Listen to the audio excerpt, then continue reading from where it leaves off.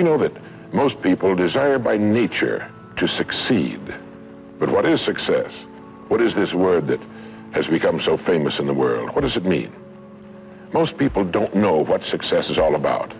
And since they don't know what it's about, they really don't know where to look for it. Success is really nothing more than the progressive realization of a worthy ideal. This means that any person who knows what he's doing and where he's going is a success. Any person with a goal toward which he's working is a successful person, is just as successful as any human being on earth, because he knows what he's doing, why he's getting up in the morning, and where he's going. But conversely, if a person doesn't know what he's working toward, what it is he wants, doesn't have a goal toward which he's working, then he must, at least by this definition, be called unsuccessful. Why isn't then, with this simple definition, why isn't everyone successful? Should be easy. The problem with most people is that they're playing the world's most unrewarding game, and the name of the game is follow the follower. It was a case of a person just going along with what he thought to be correct without checking his references. So I want to suggest that from now on out, at least we do that we check our references and ask ourselves, are the people I'm following going where I want to go?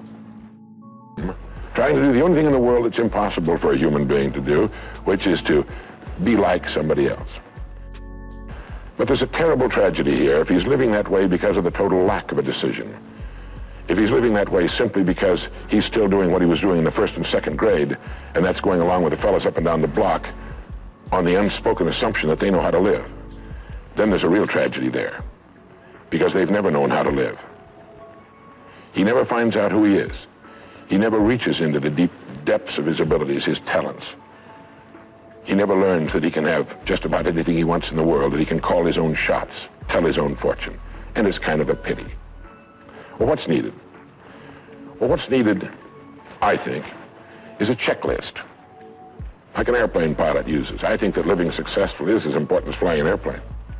And here are some of the things that I think should be on that checklist that could help this man live a more meaningful, more interesting, more exciting, more enjoyable life. The first thing that he ought to have on his checklist, in my opinion, is the word a goal. A man without a goal is like a ship without a rudder. He doesn't know where he's going. He then belongs to that 95% that is just living day by day, month after month, like a starfish or an amoeba. He needs to know where he's going. The second word on our checklist might be the word attitude. And our attitude is the greatest gift we can be given.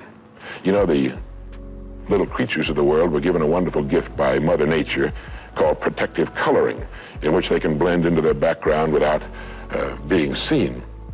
But man was not given this great gift, because man was given an incalculably greater one. Only man has the godlike power to make his surroundings change to fit him, because his environment will change as he changes. A man's environment is a merciless mirror of him as a human being.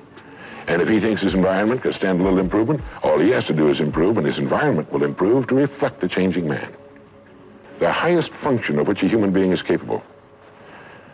The only thing about a man that is a man is his mind. Everything else you can find in a pig or a horse.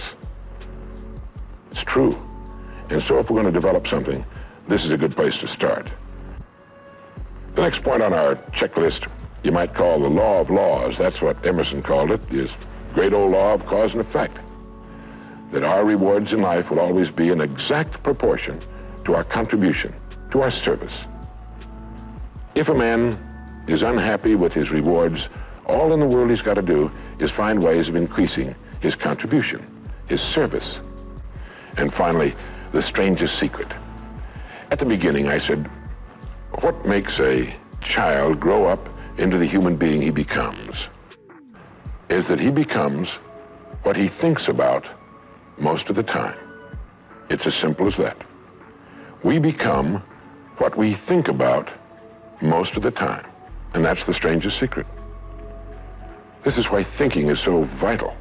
This is why a goal is so important, because we will become that. whole success will depend on our ability to do these things.